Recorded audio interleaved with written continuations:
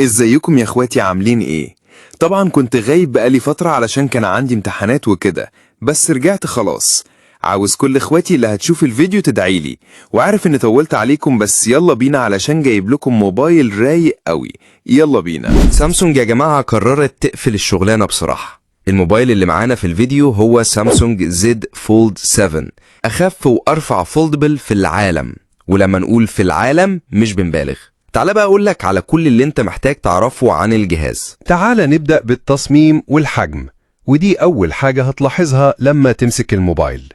الموبايل بيجي بسماكة 4.5 ملي وهو مفتوح، وتقريبا 9 ملي وهو مقفول. ولما قلنا أنحف من أي جهاز فولد ما كدبناش، ولحد دلوقتي معروف إنه هيجي بظهر من التيتانيوم وهنج أقوى لمقاومة الأتربة والمية. نروح للشاشة. الموبايل بيجي بشاشة داخلية بحجم 8.2 بوصة LTPO AMOLED 2X بمعدل تحديث 120 هرتز، وبيجي بشاشة خارجية 6.5 بوصة، ودي أحجام فولد سبيشال إديشن.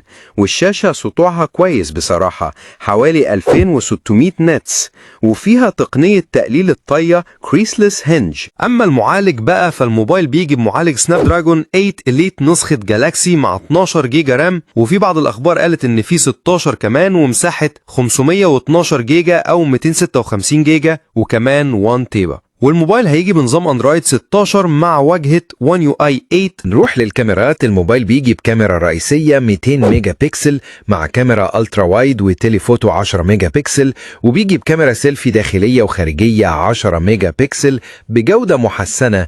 والموبايل بيدعم تصوير فيديو 8K بلس AI مع استقرار عالي ومايكات ستيريو ومكبر صوت محسن وسويت هابتكس. نروح للبطارية، والبطارية هتيجي بسعة 4400 ملي امبير، وشايف انها صغيرة شويتين، ومعاها شاحن 25 واط، واكيد مش ده الافضل، واحنا متعودين ان سامسونج في حتة الشاحن مش موجودة اصلا، وبيدعم شحن الاسلكي 15 واط QI2. والبطارية فيها نظام تبريد محسن بدرجة بخار بلس هاردوير افضل لمقاومة السخونية. في شوية ملحقات بقى زي القلم اس بان نسخة اخف واحدث بدون ديجيتايزر داخلي، واتقال الموبايل هيدعم تحديثات ل7 سنين من سامسونج. اما عن السعر المتوقع، فالجهاز هيبقى بحوالي $1900 للنسخة 256، اما باقي النسخ هتوصل ل$2200. وانا كده خلصت الفيديو بتاعي، وان شاء الله مش هغيب عليكم تاني، وفي شغل جامد الفترة اللي جاية. ما تنساش تعمل لايك وتشترك في القناة علشان توصلك كل فيديوهاتنا، وبس كده، سلام.